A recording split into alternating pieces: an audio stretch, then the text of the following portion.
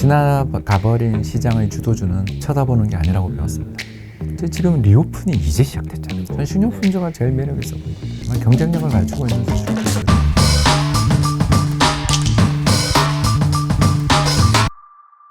안녕하세요. 오늘은 이코노미스트 홍춘욱 박사님 모시고 채권 시장부터 증시까지 다양한 주제에 대해서 이야기해보는 시간 갖도록 하겠습니다. 안녕하세요, 박사님. 네, 안녕하세요. 네, 와주셔서 감사합니다. 불러주셔서 감사합니다. 요즘 채권 시장이 여러모로 뜨거운 감자인데요. 개인 투자자 입장에서 채권 투자를 해야 되는 이유가 무엇인지 좀 간단히 설명해 주시죠. 이게 불황에 대한 보험이죠. 네. 그래서 경기가 나빠지게 될 때는 채권에 대한 인기가 좀 올라가게 되는데 이유는 크게 두 가지죠. 첫 번째는 쿠폰 금리가 되게 높다라는 게 정말 큰 매력이고 두 번째는 그렇게 해서 한국은행이나 연준의 금리 인상으로 경기가 나빠지고 수출이 얼어붙게 될 때 투자자들이 점점 확정 수익을 선호하기 때문에 채권에 대한 수요가 높아지거든요. 그렇죠. 예를 들어서 내년 이맘때 사람들이 이제 점점 채권 시장이 호황으로 가게 될 때의 특징이 고금리의 장기채를 선호하는 모습이 나타나는 거죠. 그래서 한국 정책 당국에 의해서 영향을 많이 받는 단기, 만기가 1년이라든가 2년물 금리는 잘 안 떨어지는데 장기 금리가 뚝뚝 떨어지기 시작할 때가 채권 투자하기 제일 좋을 때입니다. 그 채권도 여러 가지가 있는데요. 정부가 발행하는 국고채가 있고, 네. 그리고 이제 지방 정부가 발행하는 것도 있고요. 회사채도 있고, 카드채도 있고, 캐피털채도 있고 많이 있더라고요. 근데 네. 각 채권별 특징을 좀 간단히 설명해 주세요. 개인 투자자들한테 솔직하게 이야기하자면 정부랑 정부 유관기관이 발행한 채권 이외에는 손대지 않는 게 좋습니다. 왜 그러냐 하면 제가 국민연금 다닐 때 대우조선 해양 사태가 났었는데 AA 였어요. 네. AA였는데 안타깝게도 회계분식이 어마어마한 규모의 회계분식을 했고 지금까지도 매년 수조 원의 혈세를 투입해야 됐고 이제 간신히 M&A 됐잖아요. 네. 그런 과정에서 보는 것처럼 회사채 시장에 나와서 특히 개인들한테까지 손을 벌리는 채권들은 굉장히 위험할 수 있다는 것으로 생각을 해야 되죠. 즉 채권 시장에서 가장 큰 손은 국민연금이라든가 보험사 같은 데인데 네. 거기가 안 사니까 개인까지 오는 거잖아요. 그래서 정부나 지방정부 그리고 한전채처럼 이제 특수채 이런 종류의 채권들은 저도 투자를 하고 있는데 그 이외의 채권들은 결국은 기본적으로 개개 그 회사채를 발행한 기업의 신용도에 따라서 금리가 책정되고 또 그게 소화되는 채권들인데 안타깝게도 우리 개인 투자자들은 그 채권들이 정말 얼마나 건전한지 또 이 회사가 과거에 이력은 어땠는지 잘 점검하기보다는 그냥 금리의 매력에만 자꾸 이렇게 흔들리는 듯한 이제 그러다가 큰 손실이 난 게 2012-13년 발생했던 동양증권 사태. 네. 예, 그래서 동양증권 사태 당시 특히 기업보험 투자하셨다가 너무나 큰 손실을 본 분들이 제 주변에도 있거든요. 그런 분들한테 항상 제가 말씀드리는 게 개인 투자자들한테 소액 채권이라고 하거나 기업보험 사라고 그러는 거는 소화가 안 됐기 때문에 여기까지 온 거다. 리스크들을 감안하셔야 돼요. 그래서 회사에 대해서 잘 공부하고 투자하면 이것도 참 좋은 상품인데 안타깝게도 우리나라에서 개인 투자자들한테까지 투자의 기회가 올 때는 안 좋은 힘든 국면이 오는 경우가 있다 보니 만에 하나라도 손실이 날까 저는 좀 저어됩니다. 그런데 그럼에도 불구하고 요즘 증권사 창구나 이런 데 가보면요. 개인들한테 회사채를 판매하시는 분들이 많이 있거든요. 근데 그 기업들이 물론 말씀하신 기업들처럼 우량한 기업들이더라고요. 최근에 네이버도 막 채권을 발행하고 그러더라고요. 우리가 다 들어본 혹은 은행들 절대 안 망할 것 같은 회사들이라는 여겨지는 기업들도 많이 있던데 그런 데조차도 투자하면 좀 위험하다는 말씀이실까요? 은행들 채권에 대해서 투자를 하실 때 그 은행 채권이 대부분 코코본드라는 걸 잘 모르시거든요. 그게 무슨 채권이냐 하면 저도 코코본드는 투자를 했습니다. 근데 알고 하시는지 궁금하다는 뜻이죠. 네. 사실은 저도 은행채는 조금 샀습니다. 근데 코코본드의 특징이 만기가 되게 길어요. 네. 만기가 되게 길기 때문에 자본으로 인정해 줍니다. 즉 자기 자본의 대용증권이라고 하는데요. 근데 이제 이게 왜 자기 자본으로 이렇게 인정을 받을 정도로 굉장히 그 캐피탈 기업이 가지고 있는 자기 자본으로 인정받을 정도의 특성을 지니냐면 은행이 어려움에 처해서 이자 지급을 못하게 되는 경우에 이 채권이 주식으로 전환됩니다. 자본의 성격이 있는 거네요. 네, 그렇습니다. 물론 한국의 은행들이야 건전하다 그러지만 영국이 저렇게 될 줄 누가 알았고 맞아요. 홍콩 증시가 저렇게 대패닉을 기록할지 우리 아무도 몰랐잖아요. 네. 그런 것처럼 저는 채권에 대해서 투자하는 건 좋다. 근데 일단 우리들 개인 투자자들 입장에서는 정부가 보증해주는 정부채들, 국채들, 그리고 지방정부채, 그리고 한전채 같은 이런 상품들에 먼저 투자를 해보고 그 다른 상품들에 대해서는 저는 훨씬 더 나은 선택지가 있다. 바로 뭐냐 하면 미국의 BB 등급 채권에 투자하는 하이힐드 채권 투자하는 게 훨씬 나은 선택입니다. 미국의 하이힐드 채권들은 지금 연리 금리가 7.8에서 8.2 정도에서 형성이 되고 있고요. 우리나라에 없는 상품들이 미국엔 되게 많거든요. 이런 좋은 상품들이 있는 나라에 투자를 하게 되면 장점이 두 가지 있죠. 첫 번째는 달러 자산입니다. 네. 그래서 최근에 환율도 많이 떨어졌으니까 달러 자산에 투자를 해놓으면 만에 하나 경제가 위기 상황이 되면 환율이 상승해서 환착이 생길 것이고요. 네. 두 번째는 쿠폰이 좋죠. 7에서 8% 이상의 채권 금리를 보상해 주니까 네. 그러면 환율 떨어지면 장기 보유하면서 그 채권에서 수익 나다 보면 언젠가 환율 오를 때 청산하면 되죠. 이렇게 좋은 대체 상품들이 있는데 과연 우리나라에서 개인들한테 지급되는 채권들 그리고 수수료를 생각해 보시면 알겠지만 소액 매각 채권들은 수수료도 셉니다. 그리고 우리나라 정말 문제가 있는 법들이 많은데 개인금융 종합과세 같은 경우에 걸리는 경우는 사실 수익의 거의 절반 정도를 세금으로 내야 될 수도 있습니다. 네. 그런 거에 비해서 미국에 투자하는 게 좀 나은 선택이 될 수 있거든요. 지금 현재 채권에 투자하겠다라는 걸 고민하시는 분들은 대부분 자산이 좀 있는 분들인데 그런 분들에게 저는 우리 국내 채권보다는 해외 채권 투자가 월등히 나은 선택이다. 네. 제가 보았을 때는 일단 정부채만 해도 4%, 한전채만 해도 6%라는 어마어마한 이자를 주는데 굳이 회사채 하나 CP 투자할 이유가 있냐. 발행어음 이런 거 투자할 필요 있냐 이거죠. 그러니까 좋은 대안들을 금리가 정말 그렇게 갈증이 나시면 미국 채권 시장이라는 너무나 좋은 시장이 있다는 것도 말씀드리고 싶습니다. 네. 그 요즘 채권 시장 보면 이제 발행 시장이 또 있잖아요. 근데 발행 시장에서 보면 강원도가 지급 보증을 거절을 했다가 지자체의 신용 문제로 불거진 레고랜드 사태가 있었고요. 그리고 또 한국생명이 그 연구체를 5년 만에 그 갚아야 되는데 그 신용의 문제였던 거죠. 그래서 그런 일이 반복되면서 이제 자금 시장이 경색이 됐는데 채권 투자하시는 분들이 그러면서 이제 안정지향적으로 채권을 투자하겠다고 하면서 채권을 보고 있는데 이런 일들이 발생하면 불안하단 말이죠. 그럼에도 불구하고 채권 투자하는 게 예를 들면 방금 말씀하신 국고채라든지 아니면 한전채 같은 투자든 괜찮은 건가요? 그쪽은? 예, 뭐 저는 괜찮다고 생각하는데 그게 더 걱정되시면 또 자금을 좀 분산해서 네. 미국 달러 표시 TB본드를 사는 게 미 정부채도 4% 주거든요. 더 주죠 요즘은 오히려. 비슷하죠. 네. 그걸 투자하시면 되죠. 저는 우리나라 투자자가 원화 자산의 굴레에서 빨리 벗어나시는 게 투자의 성과를 이루시는 최고의 방법이다. 네.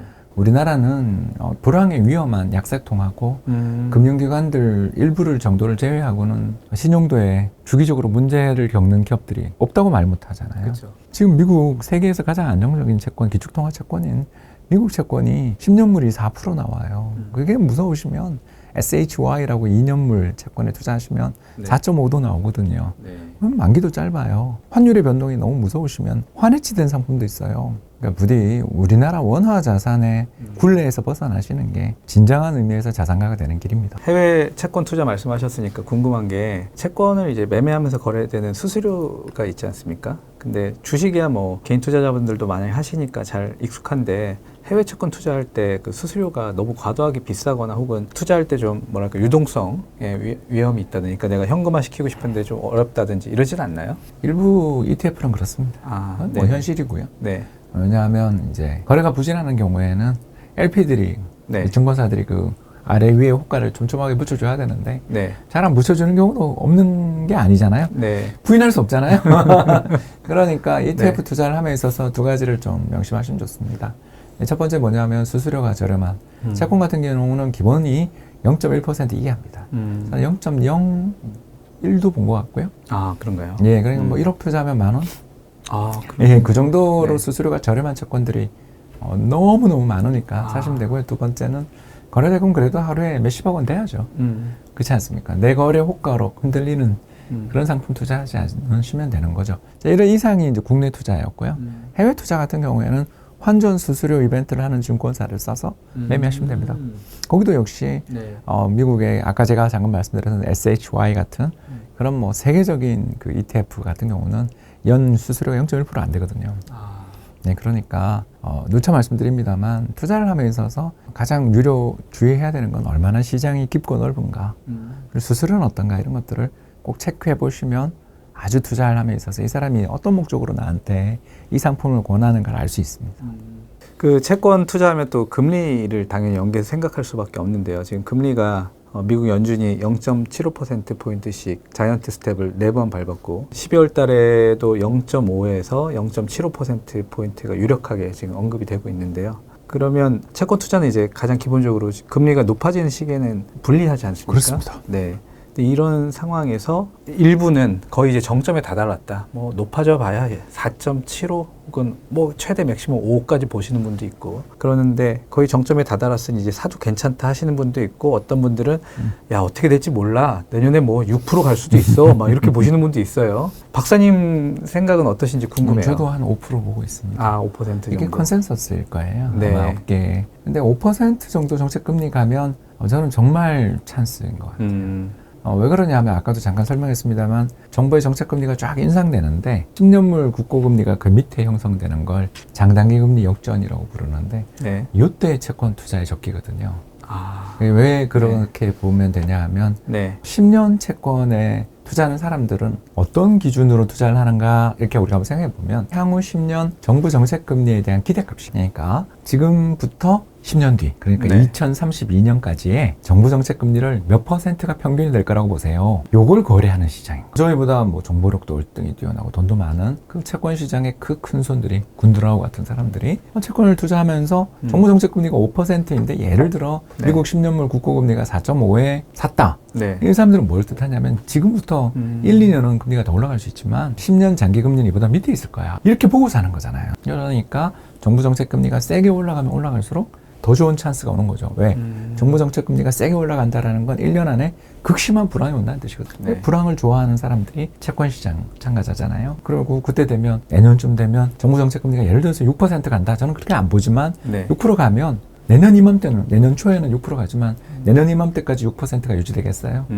아마 어마어마한 후폭풍이 있을 텐데 그 문제들을 해결하기 위해 금리를 더 빨리 내려야 될 수 있는. 그러니까 내년 이맘때 금리는 오히려 지금보다 낮을 수도 있는 거죠. 그럼 돈 버는 거잖아요. 네네. 예, 그렇기 때문에 꼭 하나 다시 말씀드릴게요. 정책 금리가 시장 금리보다 높아질 때 그 격차가 예를 들어서 한 1% 벌어진다. 정말 하늘이 준 기회고요. 지금은 뭐 그렇게까지는 아직 아니지만 네. 뭐 그런 것들을 잘 염두에 두시면 투자할 때 도움 될 것 같습니다. 주식 얘기도 잠깐 해볼게요. 오늘 촬영일이 11월 10일인데요. 오늘은 조금 떨어지고 있습니다만 이달 들어서 코스피 지수가 한 5% 이상 상승을 하고 있고요. 경기가 워낙 안 좋을 거다라는 예상들이 많이 나오고 주식시장은 당분간 재미없을 거다라는 얘기들을 계속 하시는데 주가는 좀 오른단 말이죠. 좀. 근데 이게 뭐 지난번에도 8월 달이었나요? 그때도 살짝 올랐다가 다시 떨어진 적이 있죠. 근데 그래서 베어마켓 랠리인 것인지 아니면 본격적으로 좀 오르는 것에 좀 배팅을 해봐도 되는 건가 하는 생각도 해볼 수 있고요. 박사님 의견 궁금해요. 어떠신지 장은. 전 사고 있었어. 부끄러워요. 이게 이제 채권보다 이게 제가 주식쟁이라 그런 것 같아요. 네. 제가 인정해요. 제가 되게 오랫동안 쳐다보던 기업이 주가가 폭락하면 네. 너무 기분이 좋아서 달러 팔고 주식 사거든요. 네네. 1350원 막 넘어설 때 그때 제일 많이 팔았어요. 왜 그러냐면 그때 이제 6월에 막 네. 패닉을 일으키면서 오만전자도 되고 막 그러니까 너무 사고 싶어가지고 그냥 손이 막 나가고 요즘은 부동산 사고 싶어서 너무너무 손이 막 나가는 중이라 요걸 잡아놓고 이렇게 너 지금 조금만 더 기다리면 좋을 수도 있어. 너 네. 너무 지금 손 나가면 안 돼. 네. 라고 생각될 정도로 이렇게 좋은 기회는 올해가 제일 지금 매력적인 레벨인 것 같아요. 주식도 부동산도 너무너무 매력이 넘쳐서 너무 싸 보이시는군요. 예, 박사님 보시기에. 이 가격에 못 사면 주식 투자할 이유가 없는 것 같아요. 그런 정도 레벨. 그러니까 삼성전자라면 뭐 오만전자. 예를 들어서 강남 지역에 있는 아파트 가격이 고점에서 30% 빠졌는데도 못 사면 못 사는 거죠. 영원히 못 사는 거죠. 그렇죠. 네. 이럴 때 사려고 자산 배분하는 거거든요. 그래서 저는 리밸런싱, 그러니까 고평가된 달러 자산을 열심히 팔아서 한국 국내 자산. 그래서 지난달에는 채권을 제일 많이 샀고 이번 달에는 뭐 살까 지금 고민하고 있습니다. 근데 주가가 좀 많이 올라서 네. 조금 천천히 살까 또 생각하면서 그래서 요새는 부동산 공부하고 있습니다. 그러니까 주가가 많이 싸졌다가 조금 반등이 있었는데 지금 수준에서 사는 것도 좋지만 조금 기다려보는 것도. 제가 제일 열심히 샀던 시기는 이제 2200 깨질 때 네. 그때가 PBR 기준 0.8배 그러니까 그 기업의 청산 가치라 그러잖아요. 네. 지금 사업 접으면서 주주들한테 돈 돌려줄 때의 가치가 대략 10,000원이라고 할 때 한국 코스피가 8,000원 정도 했었거든요. 이건 말도 안 되게 싸는 가격이어서 네. 그때는 주식을 열심히 샀고요. 그리고 요즘은 이제 채권이 너무 또 이번 레고랜드 사태로 채권이 너무 싸서 채권 사고에 있는 중입니다. 아, 그러니까 상대적인 매력을 말씀드린 거죠. 얼마 전에는 주식이 최고 쌌고 네. 지금은 제가 생각할 때 채권이 정말 매력 있고 근데 뭐 앞서거니 뒤서거니 하니까 네. 자신 없으면 둘 다 사자. 그럼 만약에 주식을 산다면요, 투자를 한다면 아까 말씀하신 삼성전자도 지금 6만 원 다시 회복되긴 했지만요, 여전히 매력적인 밸류에이션 구간이기도 하고, 개인들이 또 관심이 많으신 게 카카오, 네이버 이런 IT 주식들인데요. 워낙 많이 빠졌으니까 이제 줍줍하는 마음으로 한번 사볼까 이런 생각도 좀 들기도 하고요. 구간이 명관이기도 하고요. 어떻습니까? 그런 좀 낙폭 과대주라고 해야 될까요? 그런 종목들 사는 거. 한번 떠나간 버스는 다시 오지 않습니다. 그런가요? 다음 시기가 와야 되죠. 네. 그래서 저는 지나가버린 시장의 주도주는 쳐다보는 게 아니라고 배웠습니다. 대표적인 사례를 하나만 이야기하자면 80년대는 건설주랑 증권주의 시대였고요. 90년대 같은 경우는 삼성전자의 시대였고요. 그리고 또 IT 버블의 시기에는 또 스타트업들의 시대였고요. 2000년대에는 현대중공업의 시대, OCI의 시대였고요. 2010년에는 태웅을 비롯한 수많은 태양광 풍력 발전 테마였고요. 그리고 2010년 중반에는 아모레퍼시픽과 LG생건의 시대였고요. 그리고 작년, 재작년에는 BBIG의 시대였습니다. 근데 여러분들 방금 제가 말씀드린 테마가 그 뒤에 다시 되던가요? 이거 되게 어렵습니다. 왜 그럴까요? 단적인 예를 하나만 들자면 고점에서 물린 사람이 너무 많습니다. 반등이 나올 때마다 그 사람들 어떻게 행동할까요?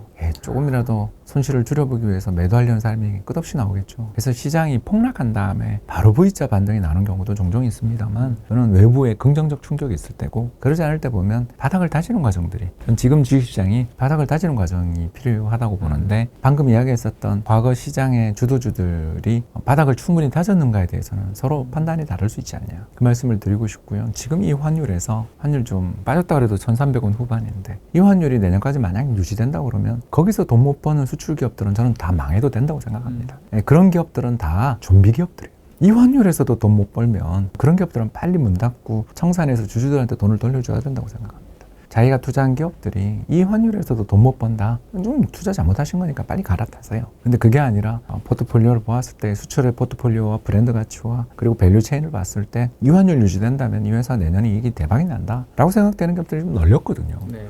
그런 수출 기업들을 사는 것도 좋고 두 번째는 지금 전 세계 곡물 가격이 대폭락 중이거든요. 우리나라에서나 맨날 뭐 식량 위기 그러는데 그건 도돌이표 같은 이야기들 불과하고요. 자, 그렇다면 이 값싸진 원자재 가격을 활용해서 부가가치를 높여서 물건을 만드는 기업들은 또 얼마나 좋아지겠습니까? 세 번째로 또 우리가 봐야 될 것들은 지금 리오픈이 이제 시작됐잖아요. 그렇다면 투자자들의 입장에서 냉정하게 놓고 보았을 때 고유가에 관광객들 제로 코로나 이런 것 때문에 꼼짝도 못했던 기업들은 이제 봐야 되는 거지. 과거에 그런 것들을 이야기해봐야 아무 소용없는 거고요. 어마어마하게 투자할 때가 너무너무 넘쳐나는데 돈은 제약돼서 괴로운 시장이다. 그러니까 박사님 말씀 간단히 요약하면 지금 이제 주식시장에서 그동안 낙폭 과대주를 다시 담는 것은 지나간 버스를 다시 타려고 노력하는 후진해 줄 것이고, 거라고 기대하는 거죠. 그리고 다시 새로운 주도주가 온다면 리오프닝에 따른 수혜주들, 뭐 면세점도 있을 테고요, 뭐 관광 여행주들 또 뭐가 있습니까? 식료품주가 또 있을 테고. 전 식료품주가 제일 매력 있어 보입니다.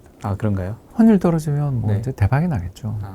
이런 기업들 속에 잘 고르면 알짜들이 있는 거고 수출주 중에서는 저는 정말 경쟁력이 있는 테마 따라가는 기업들이 아닌 정말 경쟁력을 가지고 있는 수출주들은 이제 앞으로 1, 2년 사이에 이익이 좋아질까 나빠질까를 분명히 저는 올해 연말에는 실적을 박살을 낼 거라고 생각해요. 그리고 정말 좋은 기업들이 아무도 신경 안 쓸 때 사는 거죠. 그래서 지금은 너무너무 좋은 투자의 기회다 이렇게 봅니다. 그럼 박사님께서는 지수가 어느 정도 수준으로 빠지고 환율이 어느 정도 수준으로 올라갔을 때가 이때는 무조건 사야 된다. 아까 말씀드린 것처럼 PBR 0.9배, 0.8배 깨지면 하늘이 준 기회니까 들어가야 되고 그게 2200이었나요? 지금 2200이 0.8 정도고 2400대 중반이면 아마 대략 0.9배 2600 정도 되면 1배, 그리고 2800, 900이면 1.1배. 1.1배가 이제 우리나라 역사적인 평균. 근데 역사적인 평균에서 20% 저평가돼 있다. 지금 0.9배니까. 0.9배가 조금 안 되는데. 그 정도면 너무 감사한. 그래서 제가 아까 얘기했듯이 채권이 더 매력적이라 채권을 산 거지. 주식도 매력 없다. 이건 절대 아니다. 라는 거고. 두 번째, 환율 우리나라가 역사적으로 봤을 때 외환위기요 평균 환율이 한 1150원 돼요. 거기서 플러스 마이너스 150원 정도에서 움직이거든요. 대충. 근데 1300원 넘었다. 이건 뭐 우리나라를 망한다고 보고 외국인들이 뭘 잘 모르는 나라 사람들이 판 거잖아요. 제가 봤을 때 우리나라가 망하기 전에 전 세계 한 150개 나라는 망한다면 망할 것 같은데 한국이 망한다고 두둑이 패는 나라들이 많단 말이에요. 그러면 고맙죠. 우리나라 기업들 경쟁력이 얼마나 강한데 거기다가 환율이라는 대박 포인트까지 적립 포인트까지 주는 시기라면 1, 2년 지난다면 기업 이익이 얼마나 좋아질 텐데 불황에서도 안 살 수 없는 물건들을 만드는 기업들이 얼마나 많은데 그런 기업들 시장에서 패대기 칠 때 사야죠. 알겠습니다. 마지막으로 또 투자하시는 분들한테 조언해 주고 싶으신 말씀 정리하고 마무리하겠습니다. 네, 투자자들의 피로 시장이 거리가 흥건할 때 그때가 가장 좋은 투자 타이밍입니다. 그리고 그걸 위해서는 평상시에 달러를 보유해야 되는 거고요. 그리고 지금처럼 달러가 슈퍼달러, 갓달러 소리가 날 때 감사합니다 그러고 달러를 팔고 피바다에서 흐느적거리고 있는 그런 기업들을 고를 수 있는 눈을 가져야 되는 거고 고를 눈이 없다면 인덱스를 사면 될 일이다. 이 말씀 드리고 싶습니다. 네, 알겠습니다. 박사님 오늘 말씀 감사합니다. 감사합니다.